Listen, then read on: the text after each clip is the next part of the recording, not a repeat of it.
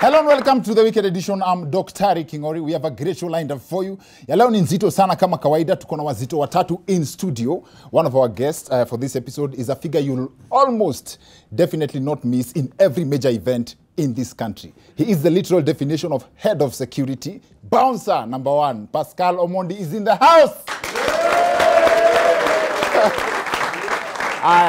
Sawa. I'm also glad to have in studio one of the finest gospel lyricists in Kenya. There's a long list of things I can say about him, but please allow me to keep it short because Moji ShortBabaa is in the house.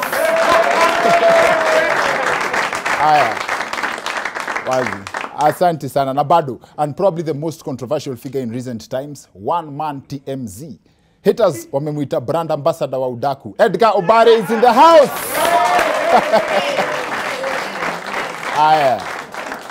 Sawa. It's also my pleasure to share some good news from our friends at Telkom Kenya. They are back with us on the show with the best deal ever. This time round, we are talking about calls across all networks for as low as 1 bob na 50 cents per minute. I'll be sharing more details on that in a few. I also promised to give out airtime on the show. I'll be naming the winners from our previous episode shortly. First, it's been yet another eventful week. Former President Moi was finally laid to rest on Wednesday this week. And one of the highlights of the ceremony has to be this moment. A heckler tried to interrupt Gideon Moi while eulogizing his father. In these few minutes, let me share some of the personal traits of our beloved father. He was a man of compassion. Just a few years ago, he was grieved to read in the papers of a son of one of his old friends who had got himself in a sticky situation. The first contradiction in that video is that Gideon Moi is talking about compassion in his speech. Now, I try to look for compassion in what is going on hapo nikakosa. Ama mimi ndio sijui kuangalia po. Hebu mtu anisaidie kuangalia kama kuna compassion hapa. He was a man of compassion.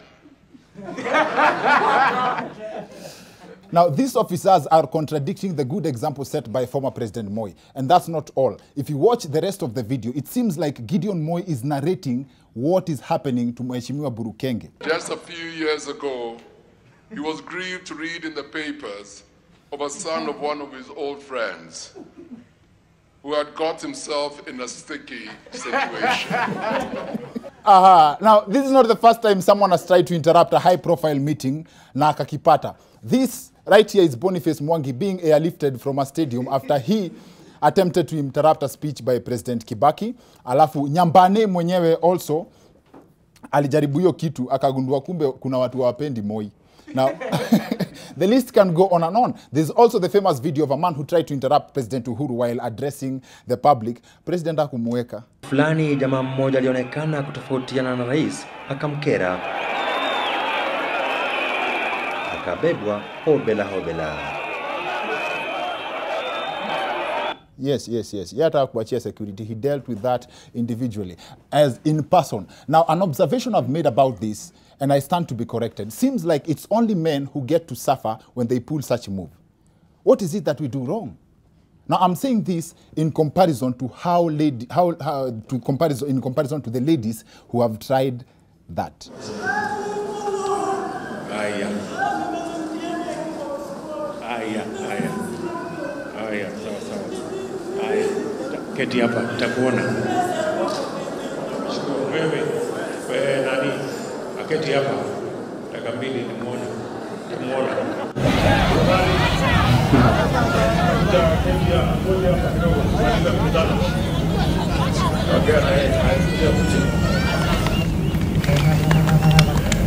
Just Kenya together, but the world.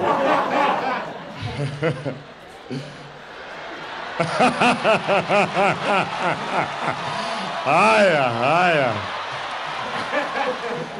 Unajua hata Boniface Mwangi labda alikuwa anataka kufanya Uhuru hivi, but then you see the contrast. The only woman who has ever gotten in trouble for trying to get a president's attention is Professor Wangari Maathai. Na kuna watu nilisikia wakisema ati hiyo time Moi yako anataka kusikia stories za miti. Now, in other news, the world's most expensive whiskies are set to be auctioned and they have a bottle going for 130 million shillings. Mzinga moja inauzwa 130 million shillings. For what? Please have a look at what you can achieve na mzinga ya 40 bob.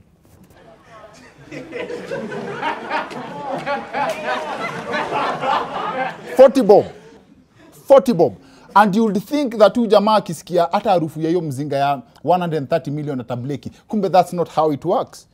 The more expensive the alcohol is, the lesser the effect. Moral of the story is, when it comes to alcohol and price, the higher you want to go, the cheaper it becomes. And one question keeps coming to my mind when I think of a bottle of alcohol going for 130 million bob. Why? You can black out faster na pombe na toti ya kumi. One. If it's confidence you're looking for, the deal is the same. Look at someone arguing with the deputy president after zake zimeshika. Vijana wewe, nani? Either utanyamaza ama utaondoka kwa hii mkutano. Unasikia wewe? You will keep quiet. Ala. Unataka utulete mambo ya ulevi hapa? Yani huyo jamani kama after kuchapa zake mbili zikamuonesha Ruto ni deputy wake. DP na yeye ni nani? DP ni nani? Hapo hakuficha DP hakuficha beef yake na mlevi hapo.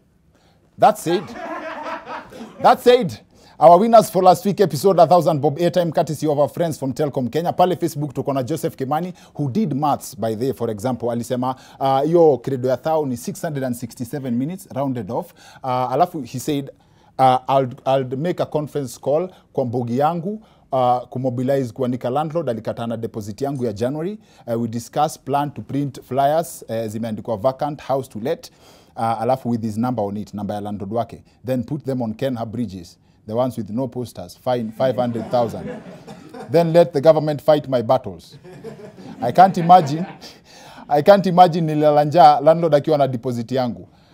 Kimani, hiyo ni yako. Alafu on Instagram tuko na Shmada Kuataman. He said, a friend of mine last weekend tumeenda kwa bay wake tukampata na chali yake.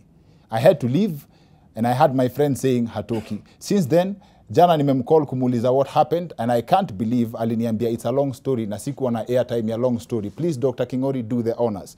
The honors have been done. That's too much suspense. Alafu pale Twitter tuko na mwalimu Michieka anasema I can call my mom na credo ya thao ishe kwanza vile mimi niko naye na for the last half of the year anajua moshene za kijiji zimejaa. That's a good one. Now since I have more airtime to give away, the challenge is still on. Now apart from your bae, your ex and your parents, who would you call na airtime ya 1000 bob mpaka ishe at a rate ya 1 shillings and 50 cents per minute, and it's across all networks. Use hashtag The Wicked Edition on Twitter. Make sure you tag at Telkom Kenya. Watu wangu wa Facebook na Instagram, this image is coming up on my timeline right now. Tukutaneni hapo kwa comment section. Now, one of my favorite videos this week has to be this clip of the world war that seemingly backfired in the West.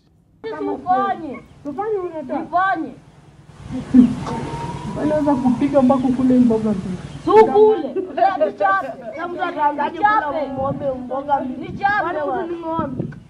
Nichape. Wote ni mbuji yako juku kwanza. And there's so much going on in that clip that I don't even know where to start. Huo mtiaji lose patience akaamua kuendea energizer. As in, yani, vile watu watch movie na popcorn, mkwasi hapa ndio watch action lazima mumunye njugu. Alafu I don't know whether you paid attention to the threats in that video. Ati nitakupiga mpaka ukule hii mboga. And that's how the fight did not happen. In short, that's how much watu wa Kakamega wanaogopa kukuwa vegetarians. And now the subject of our show tonight is provocation, ama uchokozi in layman's language. And we have the perfect combination of guests for this topic. So let's extend this conversation to the second part of the show with our guest Pascal Omondi, Moji ShortBabaa, and one Edgar Obare to help us break this down even further. See you guys in a bit. I'm Dr. Kingori. Like I promised you, na unajua sisi you deliver. We have a classic show lined up for you. Leo tuko na magest watatu wazito sana na topic yetu tunataka kujua the concept of provocation, na tuko na Moji ShortBabaa kubalance na self-control. Give it up for our guests for tonight. Hapa tuko na Edgar Obare, tuko na Moji ShortBabaa, nyote mnamjua, na tuko na bouncer security man 001 Okay, 001 ni ya Mombasa. Tuko na bouncer and security officer number 1. Edgar, karibu sana. Moji? Yes, ma'am. Karibu sana. Asante. Pascal, hiyo ni yako. Conversation yetu ya leo, Edgar, wewe hatutaongelea tea sahi. Okay. Hatutaongelea tea sahi.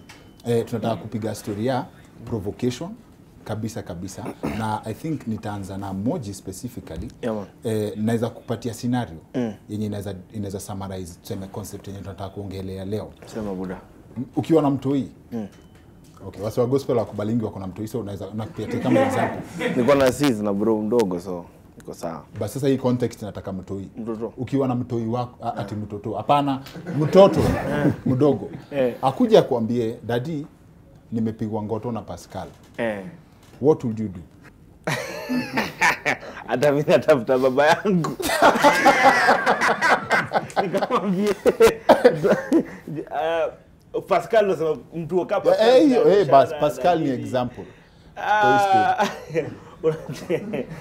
Lazima ujue tu vile uta again, unajua pia kama ni mimi inamaanisha value zangu ni different already. Okay. World view ni ati nitaenda kutry kupiga Pascal. Mtu wako pia hata kuacha kuambia dadi yani nimepigwa na hujafanya kitu. But I think kuna so many other ways za kutry kufunza na lesson, kwa sababu mtu huyu ukitaka kumuonesha nikitaka kuonesha huyu mtu that the only solution to yeye kupigwa ngotoni mimi kupiga huyo msema amempiga ngoto, atajua hiyo ndo solution ya that's the way you solve situations. Okay. Hata akikuwa mkubwa. Na ukweli ni ati kwa hii dunia yenye tunaishi kuna watu watakupiga ngoto na utahave kuivumilia, usugue na utulie. You understand? So that kuonesha tu mtu that kuna various ways ya kusolve conflict apart from just kuwa violent ama kitu kama hiyo. Okay, you have already known the profile ya Moji ShortBabaa kwa show. Tonight he represent the coward. Now Edgar, wewe, kwa the concept of provocation, have you ever found yourself in a situation that you have to hold back despite pressure ya kufanya kitu? Yeah, of course. Everyone gets provoked. Some people it's just entertainment for most people, but you have to reason what are the intentions for what they're doing. Yes. What do they have to gain? Why you? Why should you do something? Why can't they do something about it? Okay. So you decide, yeah, you have to be smart about it. And you look like you umejengeka poa, umepiga sitaki kusema ni tizi inaweza kwa kukula but have you ever been bullied before? Yeah, of course, been bullied high school, now on social media. Yeah, go through a lot of bullying. And do you go through your comments unaangalia mtu huyu unaweza mfanya vibaya, as in you'd call them for a personal meeting and deal with them? Have you ever found people online? I don't take them seriously, so to me it's just noise. But I've had an incident where I go to a club and then someone approaches me saying, "Hey, you talked about my boy. You talked about my boy. Sema, Said niko hapa." And he looked pretty violent, but I had a lot of people near me. You had a lot of people? Oh, sawa. Hapo tunaingia kwa protection. Pascal, you've worked security, si ndio? Najua umekutana na walevi somewhere, si ndio? First of all, I believe this is a question I'll ask for. I think nitakuwa naweza stand on behalf of walevi because wewe unafanya pande ya security. Ukitaka kutoa mtu kwa situation, let's say una man club ama let's say una man event, mbona hamtoangi mtu kwa uzuri? Hata juu unaweza kama ni Moji unaweza beba Moji hivi mpaka nje. Si ndio? Why do you have ukunje msee umtoe hivi ukimfanya hivi? Unapenda kuona mtu akitipito ama what nini inaletanga hiyo njaa ya kutoa mtu violently ama ni skill ya security? Kitambo they used to be random. All the time you find that there's a small brawl, somebody's taken out by force. Yes. Ama mtu ataliona na kifua. Yes. But siku hizi kuna what we call heshima. Because huyu jamaa amekuja kwa event yenu, kwa club yenu. Yes. He came drunk. Your pombe, you're the guys who gave him the drink. Nyinyi ndio mmempea pombe? Of course, yes. Nice. So you see now the idea is that he'll say that I was drunk. So you have to be very careful how you approach somebody. Kuna what you call body language. Okay. Kuna what you call self-awareness. You have to be aware of your space. You have to see, is this guy violent? Is this guy polite? Kunywa pombe si makosa yake. Amekuja mampatia pombe. Okay. So you need to also treat him with dignity. Okay. And unapata wengine wetu pia ni wabaya. I won't say that we are all bad. You cannot now blanket everybody else that to ni wabaya. Some of us are very bad. Okay. Some of us also don't have the experience ya hiyo kazi. Okay. Napata mtu anaambiwa yeye kutoa mtu nje ni kifua. Na kifua isaidii. Okay. I always say one thing. Being big and humble doesn't mean that now you're a coward. Wewe si mwoga. Okay. Wewe ni mungwana. Okay. Hautaki maneno mengi. Okay. So it's courteous to tell somebody, excuse me sir, please, kindly, come this way. Have you ever fought before in your life? Yeah, long time, high school. You fought? Yeah. Walikufanya vibaya ama ulikuwa? No, it was a classmate over something very silly. I think, yeah, something very silly in the dorm. But it wasn't that serious. But the one fight I've ever been in my life. Yeah. Only one? Only one. Where may I fight? Fight, mara. Oh, before uokoke that. Unajua unafaa hivyo. No. Unajua the thing is pia, kuokoka sio, you see, kuokoka again, you think imesema mara moja, but unaweza vamse alafu repent. No. Inamaanisha unaweza kwa si ati inamaanisha uwezi kwa in such a situation. Inaweza kuwa mbaya sana nikisimama hapa alafu kesho mnipate ninapiga msema head pale tao. Si utasema hiyo ni head ya kiroho. But isha hapo. Nisha fight na I think Kenya Edgar ulisol kumuliza Edgar ali hiyo ya kuchochona wase. Nakumbuka this one time nikiwa high school msali alipiga ngumi. Nikataruka hapa kiasi. Na juu mimi nilikuwa msee wa watu mbaya. Wase wakaenda wakachukua huo msee wakamleta mbele yangu. Hapa hivi ndani. Wakamleta. Naona I think muongea sana. Ndio ile extend. So wakaleta huo jamaa. Kuleta huo jamaa sasa ameletwa mbele yangu sasa wasona ngoja nifanye kitu. So ilikuwa pressure sana, una understand? Nilikuwa yani kulikuwa na pressure sana, so ikabidi nimepiga huyo jamaa head. So ulikuwa unanyoa hivi bado? Size ilikuwa ile lakini nywele ilikuwa. So okay. I think those situations huko mob. Na I think for me nasema situation kama saa hii inakuanga hard sana kwa sababu ya kuna of course kuna the Christian aspect na kwa like na unajua kuna watu wanasemanga such a bad statement wanasemanga wewe nitaweka Yesu kando. Naijua. Nitaweka Yesu kando kidogo ni deal na wewe. Nyingine pia nisikia ni unajaribu Yesu na sigara. So hizo vitu situations will happen, but for me I guess Said kiko provoke most times inakuanga I think God have wake chupia ukitoka mtaani umelantu kwa msaki kwa violent ama ukikuwa hostile kwangu na kupe. Because especially kuna watu unafaa kuongea kuhusu na ni wase wenye wanagadi hizi building na tao mauchi wetu. Hakuna mtu anaweza nga provoke mtu so fast kuliko God. Yes. Na hiyo ndo nimeona mtu watu very dignified akitukana na God uko like yo bro yaje. So sometimes provocation I think one those big things na kwa very kitu kidogo. Kitu ndogo tu sana yenye na provoking wase. But I think sometimes ukiangalia msee kama mtu ama values zako ama kuchoma zinakuvuta above it. Yes. Na umepata mtu akashine na wewe? Maze ukakimbia. Kushine na mimi aje ile like vita. Unajua tu a good one mpaka ukafikiria ku backslide as in something. I think hiyo ni kitambo. I think when nimekuwa mtu mkubwa nilishajua mimi zangu si vita. Ngoja nikwambie kitu moja. Mimi najua hivyo. Ngoja nikwambie tu kitu moja. Kutoka tu kitambo mimi najuaga mimi ni mlito na mdomo. Una understand? Si vita. Yani naweza kuambia maneno yani unajua. Nakumbuka nikiwa hata high school nilikuwa nakutungia wimbo mzima. Una understand? So everybody else knows ni wewe. Na hata unajua ni wewe, but mimi nikuuliza wewe si mimi naimba wimbo. Unajua? You understand? So stuff like that. So najuanga mimi sije kwa mtu wa vita ati ya mkono, but of course kutoka mtaani na high school lazima of course utapigana. Unajua ile tu watu wamekuchocha utapigana. Jamaa alikuvaa for whatever reason hapo. Mtu jamaa alinivaa kwa Msudanese alikuwa Msudanese tulikuwa high school. That's international warfare. Form 4 ilikuwa normal. Ilikuwa kabla kwa South Sudan. Tulikuwa tunafanyanga hivi tukiwa high school, tulikuwa shule nyingine tulikuwa na urui fulani. So ulikuwa naeka kokoto kwa ndo, unazima stima ya class alafu unarusha ndani zinagonga wase. Ngoja moja. Wewe bila Yesu ingekuwa ngori. Cheki. Mnaeka kokoto kwa ndo. Alafu unarusha. Unarushia wase moja moja. Unazima alafu unarushia wase. Sina chief kwa inange by the class 4K 2009. If you guys know wanakumbuka tulikuwa it was just a class of mad people. So Kila mtu alikuwa anafanya hivyo. So ikafika siku tuana nayo wapi? Okay. Mimi nikapea mimi nikajichota pia mimi kwani mimi nani nikaweka maji nilikuwa ndoo nikarusha. Kumbe that particular day hakukuwa na watu wengi kwa class. Kulikuwa na that one guy alikuwa Msudanese. Alikuwa I think hata alikuwa hata apiga vita huko. So huyu jamaa gorilla warfare. Gorilla warfare. So alijua kulitrace. So mimi nikarusha nikakimbia. Kumbe nikikimbia huyu jamaa alitoka immediately akanifuata. Akanishika. Alafu wa Sudanese ni warefu. Alafu wewe una unajua uzuri yake sasa pia yeye si ati wa Sudanese ni anakupanguza one time haraka na ina hii. Ile lakini sasa alikuvaa na decora. Sasa sinikwambia mimi mtu maneno mingi. Mimi ni ule mtu nilikuwa nimeenjoy kila mtu kwa shule. Nilikuwa nimebandika watu majina. So hiyo ilikuwa a moment of itangoaje of jubilation. Yes. So alinifanyia a mass funeral.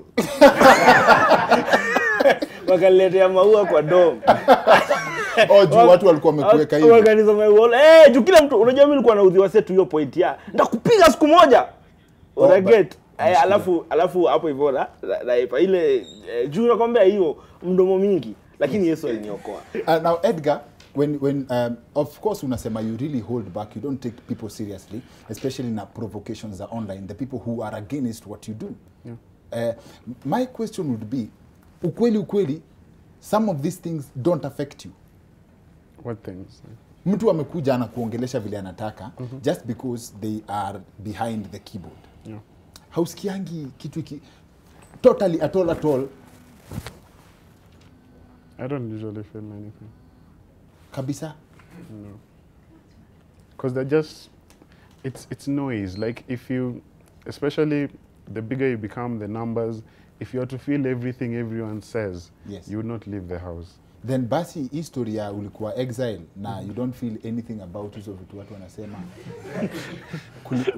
Where is the relation? No, this is because someone actually bothered to get my number, call me, and tell me what he said. So this was like serious. This wasn't something to take lightly. They went beyond bundles. This they went beyond. Okay, and basi because tukona hii kitu inaletanga depression sana. People get depressed over comments people say on social media. What word would you have for someone mwenye anakuanga affected na some of the provocations that ziko online on the platforms of social media? I think mostly if you're going through a scandal or something, like get off the internet completely, switch off your phone, like do not look at it. I think some people, like the curiosity really makes you want to see what are they saying. Wanasema aje kuhusu yangu. Me, when I'm trending, I don't even say it. I'm usually told a day later, oh, you are trending then Or you like to trend as rumors. As unasikia tu nilikuwa na trend. Unasikia tu nili trend. Okay, that's nice. But like if you really keep looking at it and seeing, because people are saying you're ugly, you're disgusting, they hate you. This, like, what can all that do to you and your psyche? So it's not a good idea to look at it. And if you're going through something, talk to someone, someone you trust. Pascal, I have got to give this to you. You come across as a very decent human being, as in you are a decent human being. That I can tell. Wanna get? But speaking for the bouncers and securities who abuse, when nimesema una underuse your size, for the bouncers who abuse, una get? The people who take advantage ya their size. Someone anaweza kuja sema mtu kama wewe akuje ahande Moji ShortBabaa because you know akijaribu vizuri, he's going to write a book about you. As in, for the people, kwanza especially kuna wenye wanakuanga na njaa anataka kushine na wewe mali uko na demu wako so that you don't forget the lesson. Kabisa. What do you make of such people? Siku hizi kuna sheria. The law is very clear. And the judge will ask you, were you provoked? And how far were you provoked? So did you have to beat him because he provoked you? So the judge would understand. And then he looks at your size and the size of maybe now Moji. Yes. Tell me. It's obvious that because you're big, you had to beat him up. Reason why. Secondly, as I say again, bouncers, nowadays we don't even call them bouncers, we call them stewards. security stewards. Yes. We're trying to change the narrative about bouncers. You know, a bouncer, when you hear a bouncer, you just say, Jama mkubwa ameunga. Yes. Seriously. This generation, hii mpya sasa tuko nayo hii ikole mgengeto, are very provocative. I will tell people that as you grow older, please become wiser. At times, some things you just let go. Yeah. If they come and cause trouble at the whatever, just come like 10 of you, ama 5 of you. Then tell them, guys, please, tokeni hapa. Unajua? Yes. And if it's beyond you, call the cops. Your cops are there. Ama mtishie na tutakushika. Tukushika, stingy. Okay. Nice. So when they hear that, they know that there's some form of security. Yes. But you don't have to beat somebody for you to show him that you are working ama you're whatever. Running does not mean you are a coward. For me, I think that does it for us. Issue ina happen on Valentine's Day, and ladies and gentlemen, part 1 of the men's conference just happened mbele yenu right now, and I believe it went well. Sindio? You see how we care about you. So hizo vitu mnaogopa tunaenda kudiscuss kwa men's conference. You've seen we discuss very, very constructive topics. We care about everybody. Wapi makofi yao?